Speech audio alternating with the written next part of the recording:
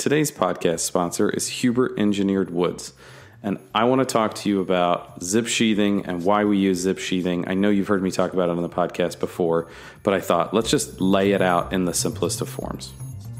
Number one, when I install it properly, I tape the seams, I liquid flash the seams, I manage for water with my windows. I use their products. I don't have to worry about water. There are times when we install drywall inside of a house and we don't have cladding on the outside because I know Zip System is going to be waterproof. So that's number one.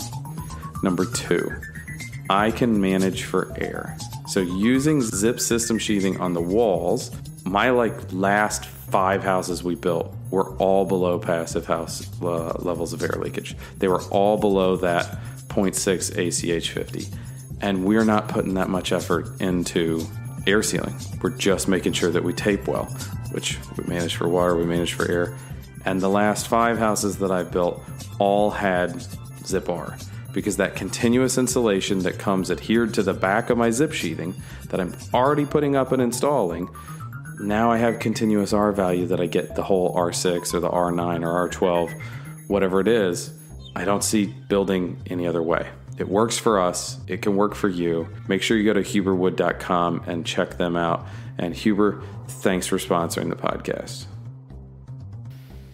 Welcome to the Unbuild It podcast. Oh, by the way, Bob, that's the main camera if you want to stare at that one while I do an introduction. Okay. We're not going to cut this part out. I'm just going to say, hey, this is Bob Kelly. I'm Jake Bruton, and today on the Unbuild It podcast, I'm joined by my co-host, Peter Yost. Hi there.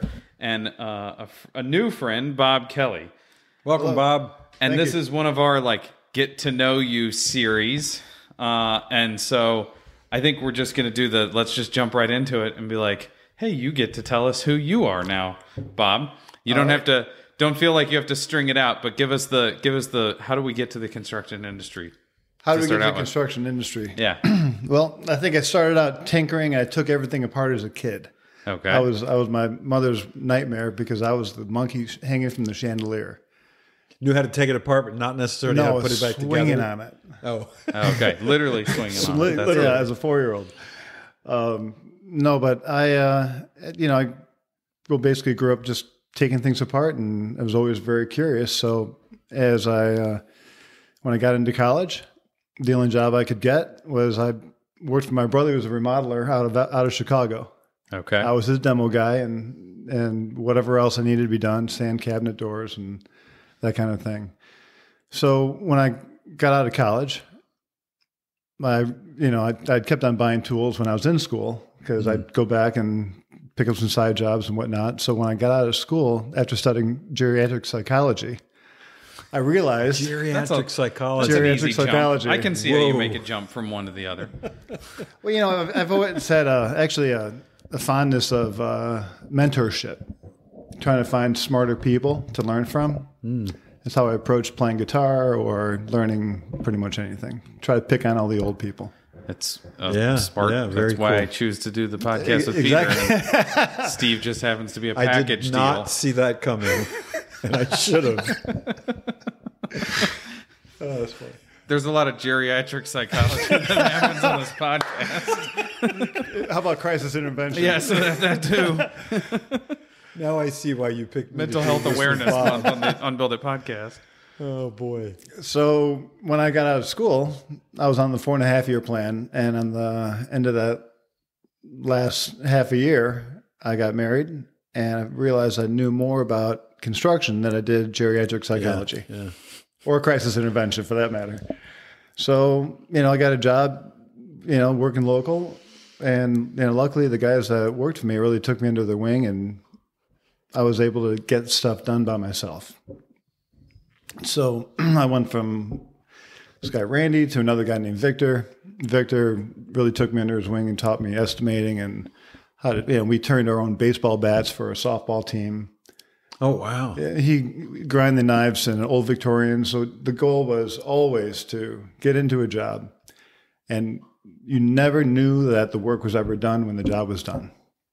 It was a perfect match, So I come from a background of trying to have flawless, work in a house. That's the goal. And a lot of in-house stuff just carpentry, or were you guys doing more than just the carpentry side of things? I've always stayed small. I've done a few additions. I bought my concrete forms at one point, ended up selling them. How many jobs did you do before you sold the concrete You bought forms? concrete forms? That's like how you decided to expand your scope of work? Wow. Yeah. And did you do, what, 3 jobs? I And did then you about 3 jobs. And then I traded all those. Everybody I know that buys their own concrete forms last 3 times. I traded those forms for some Wild McLean baseboard radiators for my house when I remodeled it. Very So nice. it was a good Because- investment. Pretty good trade. It was. We're gonna do one more extension on that question. How long did they sit from the 3rd job until you traded them for Not baseboard? a lot. Okay. Good. Only a few months. Okay. That means you were reasonable with the change rather They than were- I held on to them for 6 years Oh, and then really? decided to sell them, sort of thing. I thought about buying concrete forms once. I definitely changed my mind. So, okay. So then, you're at that point, you're out on your own and you guys are tackling a ton of the in-house carpentry All in house. and trying you're working on a lot of what? Well, Semi-attached. it was the few additions that we did, but mostly it was whole house renovations, gut the whole thing, rebuild it, and then rework the openings, of which one footnote would be for me is like I had very little awareness of what flash and details were all about. I just did it the way that everybody else was doing it. No pan flashings. You put in windows just the way you took them out. I mean, how would you know any different? Yeah. Right. It was It in worked there. to install them that way at some point, right? Yep. So why should I change that? So is that the connection with the Unbuild It podcast? How did we meet Bob? So we met Bob through our very friendly friend Mark Willie, that is always keen to make an introduction when he feels that people need to know each other. But it's not just your construction company; it's an extension of that. So you still own your construction company, Yes, right? I have my construction company. And your guys' focus now is what? The focus now is mainly low slope roof systems, rebuilding low slope roof systems, and dealing with parapet walls. Okay. So Water. Let's start with It's all water. His job is water. So you kind of you move from carpentry to low slopes roofs because that you needed to make that connection and nobody else was? No, it's not that. It's not that obvious. The connection is that in '08, my last trim job was basically this beautiful, about $500,000 ebony inlaid teak and oak staircase. And a friend of mine kept on. He's fed me work for years. And gave me an opportunity to do some really fine work for people who just signed me on and just kept me in their house for years at a time, just let me do stuff. So luckily, in my past, I've always hanging out with like this old gentleman, Cleveland Braithwaite, the old Jamaican joiner. And he taught me how to identify the parts of a window or a door in raw lumber and taught me the joinery techniques. So I really fell in love with joinery techniques, even just putting anything together. So when '08 came... Real pocket screw kind of stuff, right? No. I'm kidding. Yeah, right. Pocket screw. Bubble gum. Okay. Bubble gum.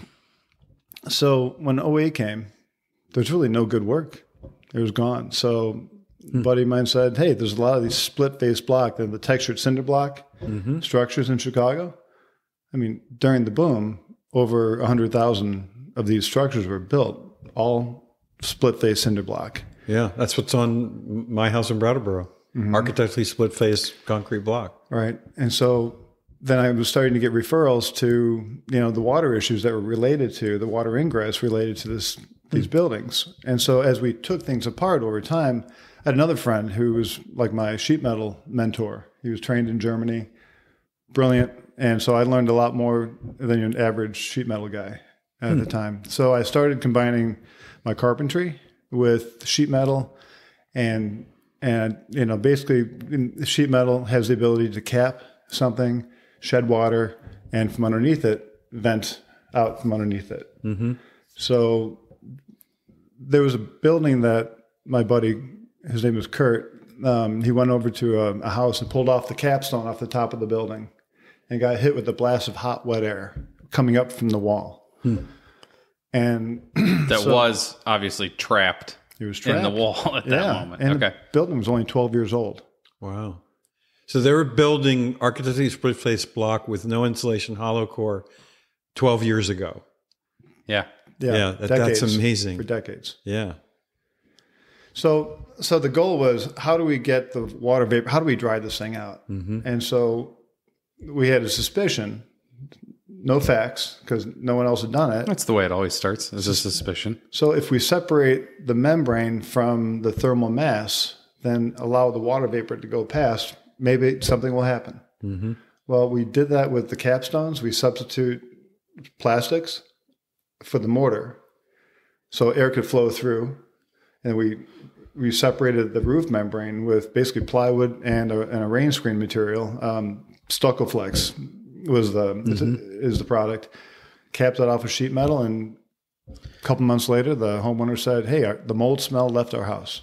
So you were finding that these low slope roofs where the EPDM or the TPO turned up the inside face, the roof side face of the parapet wall, that they were getting moisture trapped in there as well because the roof was non-vapor permeable and airtight. And it was getting in that solid wall and contributing to the moisture that was also in the wall from whatever other part of the assembly that was letting it in. Exactly.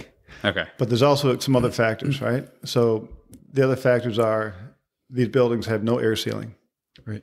Millions of buildings have no air sealing, right? So in the masonry structures, even without that, there's also a natural condensation process that's happening even on a dry day. If it's 50 degrees at night and 70 degrees in the morning, all of a sudden the membrane's sweating like crazy.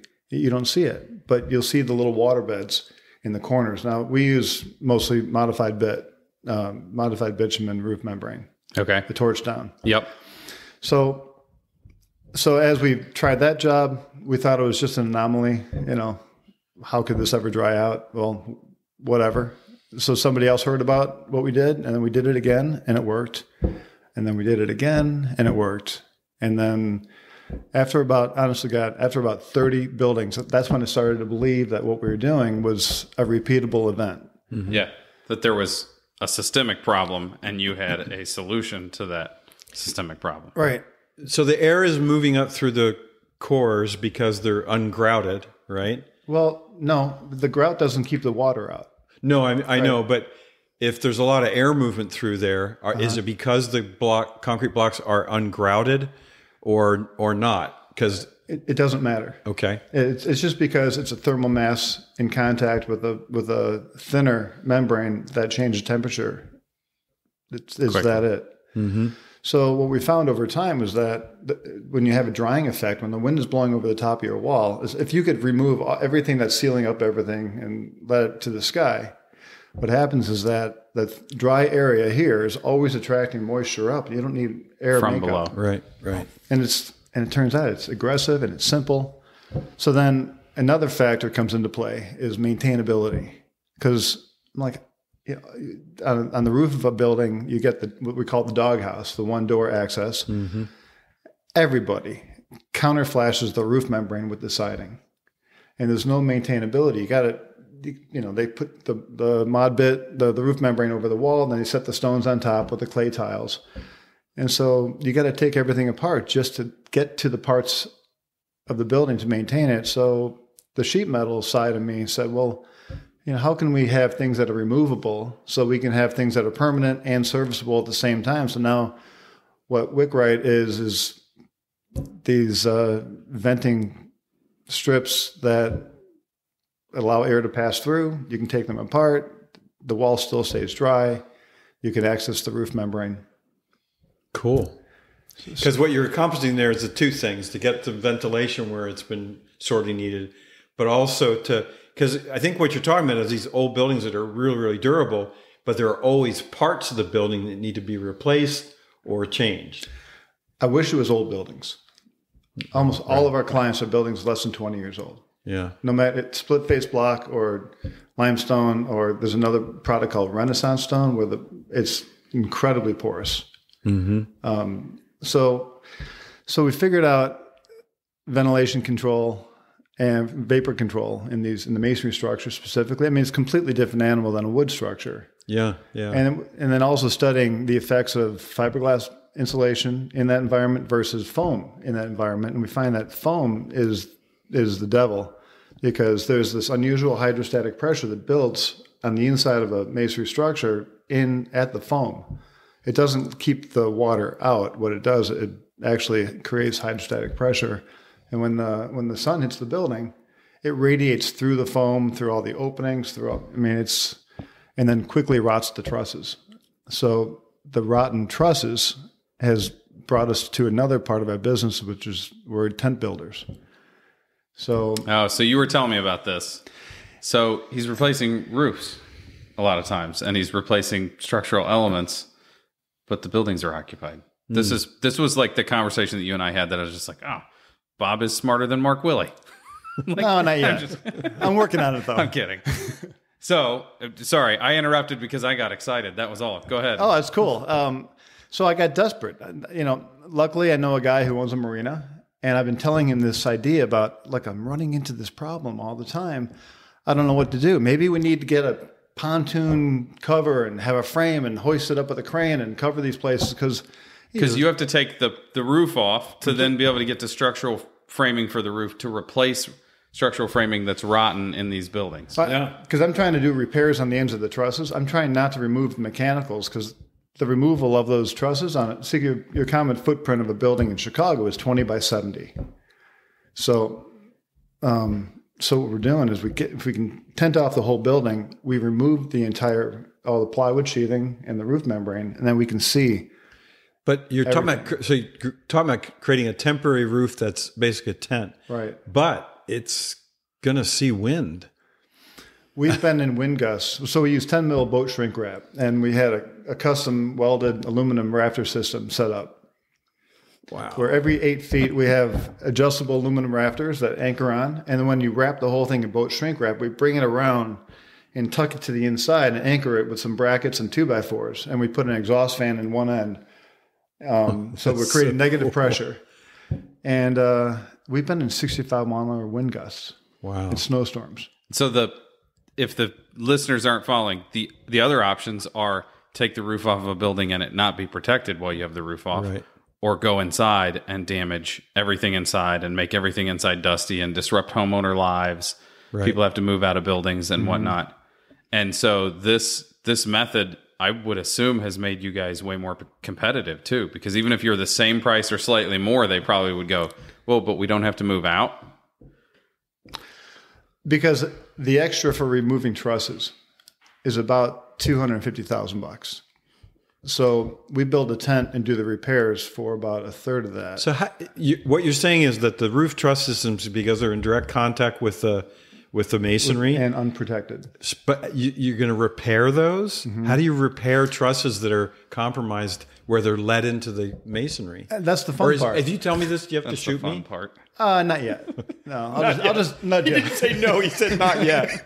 Oh, we haven't gotten deep enough yet. So we started. So what we do is we learn that if we block out the ends of the trusses, oftentimes the rot for trusses is usually just at the wall. Right. You're 14-inch insulated, even with blown-in cellulose. It's a really good thermal barrier, right? So you're not getting any condensation in that area because it's always at the source of moisture, which is at the end. So we learned that if we pack the ends of the trusses and then glue and nail structural 3/4 structural grade plywood to the sides, then what we do is we make these brackets, these steel brackets that are roughly 12 by 4 with holes that line up with where we can anchor them into the cinder block because, cinder block is every 8 inches. So we go into the cores with like a Hilti net system. Oh. And then on the sides, we have an array of holes that are like almost 6 by 10. So there's 60 holes in that bracket. So rather than a compression loading, you're putting in like a brace system to move that load to where the trusses are solid. Exactly. So we go from top bearing to bottom bearing. Oh, to bottom bearing. Yeah. By bracketing them on the sides. And when we do that, then we can cut the truss away from the wall and keep the water from any condensation from forming at that point. And that bracketed system gives you the lateral stability that you need because interesting. Because you're taking care of both the compressive load, but also the need for lateral stability. Mm-hmm. And so even though you're fastening to the side, it's not a saddle, you're fastening to the sides. To the sides. That causes it to be bottom bearing then? Well, because in a sense, it becomes bottom bearing because you're changing the dynamics from the top to the bottom. All the weight is sitting on it then. Yeah. Okay, that makes sense. I was having a hard time with that for a second. So we've gotten into this. We understand how to cover the building. We understand how I'm trying to create value. To make money, you have to create value, and then you take part of that, right? Yeah. So that's the goal. And so then we're saving these buildings. We're getting them to breathe. The air is better. There's no more mold. So are these buildings single owners? Do you do any condo association? Lots of condos. Oh boy, that's a whole nother challenge because you don't have to convince one person. You've got to convince a whole bunch of people that, and certainly the people with top floor units are going to have a different perspective than the people that live on the bottom. Oh yeah, they're screaming. Whoa. Yeah. Yeah, and the person in So between. how do you, is that part of your business plan is like, I know how to convince condo building owners to do this kind of work? Well, okay, so there's a little technique that I've You're going to have to shoot me again, right? Yeah, I'll just nudge you a little bit. What I've learned is that when somebody calls, the biggest problem with repair jobs is that the homeowner often dictates what the contractor is bidding on. Oh, that's a recipe for disaster. Give me a price on new window. Give me a price on that. Give me a price on that. Okay, sorry for the odd voice, but it's like you get a little irritated by that, right? So I say, no, we're in a job where we are the experts. We have 10 years of experience in every facet of this aspect of construction, and I will not give you a price, but I will give you an assessment for X amount of money. And then that assessment is actually a prescription for how to fix it from the simplest parts to the more complicated, systematic approach. And then, so I try to give them some structure and a budget. And then, I offer them, it's like, if you want me to do the work, I'll do it. If you want me to be your advocate and your designer, or I can just train your contractor and I'll give you the materials. So we've been making our own flashing materials in our shop. We usually keep a couple thousand feet of each profile on hand because now we're getting more and more business. I mean, it's really starting to take off. And also, for those of you that didn't catch that, Bob gets paid for proposals. In other words, basically. Yeah, I get paid for his proposals. expertise. Yeah. But I refund the money back after we start the job. If you do the job. Mm-hmm. Yeah. So it's not a loss leader until you're sure you get the work. Correct. That's the way to do loss leader. So, if you want to kick tires, that's fine. But yeah.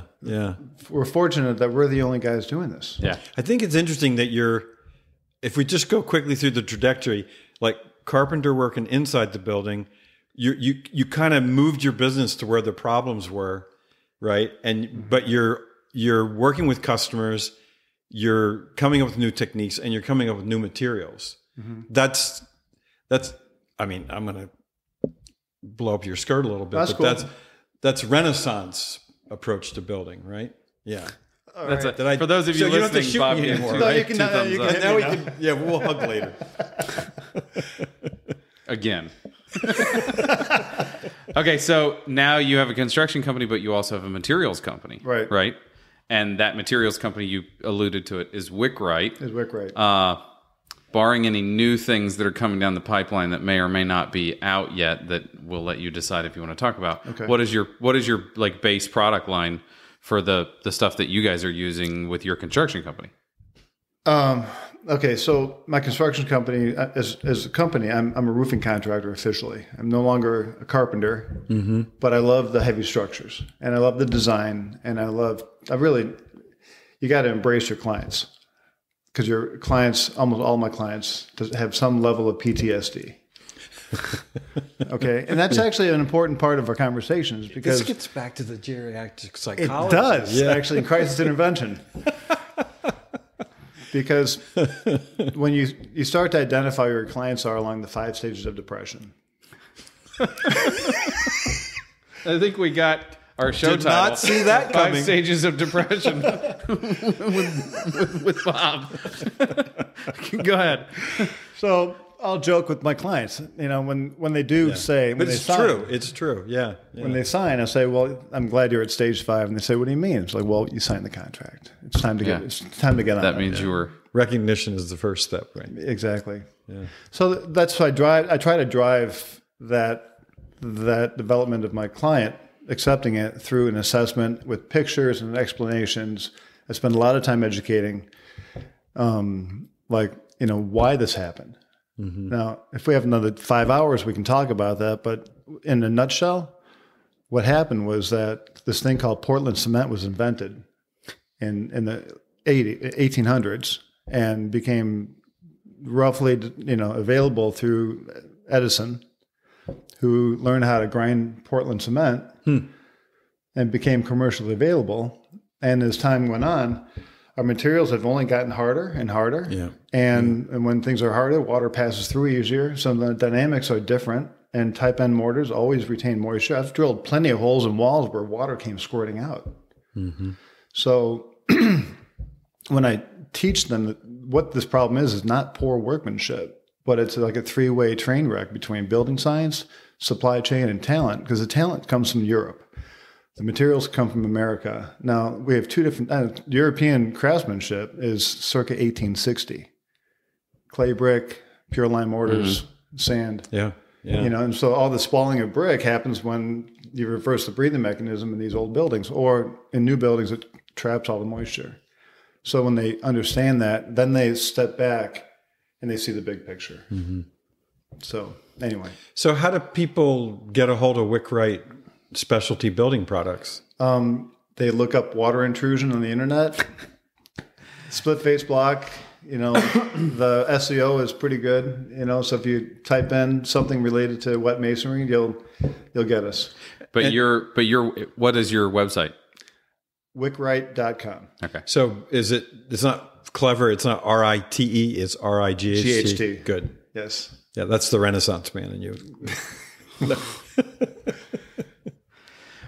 So do you want to talk about any of the upcoming products that you have coming down the pipeline? We've got we get secret teases sometimes. Okay. And don't feel obligated. We're not putting you on the spot. We're not going to cancel the show if you're going to not share. Okay, well, I'll share. There's one really cool thing that we've been playing with, and we're calling this our Scupper Step. Okay, Scupper Step. Yeah, my partner loves to name the things I invent. Okay. And so what it is, it's basically on a parapet wall. Mm-hmm. It's a metal bracket. It's an aluminum bracket that has 2 hooks on the outside that an extension ladder hangs into. And then we put a scaffold plank with ladder jacks down at the level of the opening of the drain, the scupper, on a flat roof, because you can never get to that. So when you roof through an opening like that, before you set the metal, you always run your roof through and you anchor it just like a roof termination, right? And then you put in your sheet metal, your drain, and then you strip that in. And then we trim it out on the outside, but you can't do that work unless you're right there, which is 6 feet down from the top of the wall and 40 feet up from the ground. Wow, yeah. So we climb down on that ladder with harnesses and it's tied off. And so we use this product for ourselves. And last winter the previous winter, there was so much ice damming in Chicago that several of my clients complained about water coming in their roof. It was because the water level was higher than the skylights because of all the ice damming. Yeah. Wow. And scupper clogs, ice piles up on the roof. It gets we've never had an ice dam issue. And so yeah, but how do you plan for it's coming in the skylight that's 18 inches above? You can't plan for that. You have to. Well, I mean, I can. I don't put in skylights, but and we got one more. Actually, one more that we've been playing with this winter is that in order to run the ice melting cable, we use a 220 powered line. So almost all my customers have their air conditioning units on the roof. So what we're doing is we're taking a 4-gang exterior box and we run the air conditioning power through the box and then split off the power for summer use, seasonal use anyway, and winter use. And so we've been powering without having to do any extra electrical work, we've been powering these wires, and we've done 3 or 4 of them this winter. And did not see that coming. Yeah. When you told me as a flashing guy that he would, dub in 220 as part. That's cool. Getting a picture that he spends a lot of time on the roof of very similar buildings that have the same problems. But I can't do it without my guys. My guys are dedicated, They very won't hear this. talented. You don't have to give them credit. Okay, I won't give them any credit then. Forget it. It's a valid point. Everybody's got a team. None of us are in this alone except for Peter. Well, we'll talk about that later. Okay. Bob, thanks for joining us on the Thank you very podcast much. today. That was great, Bob. Appreciate Thanks it. a lot. Thank you. Nice to meet you. Yeah, likewise. Don't forget to like and subscribe if you're watching on YouTube. Don't forget to follow us on Instagram. It's Unbuild It Podcast. Actually, did we change it to Unbuild It Show? I believe we did. Unbuild It Show or Unbuild It Podcast on Instagram. You'll have to figure that out. Think of it as homework. And if you are just listening to the podcast, the audio version, you missed quite a bit today. I suggest you try the YouTube version too. Just do them both. Till next time, have a good day. See ya. Thank you.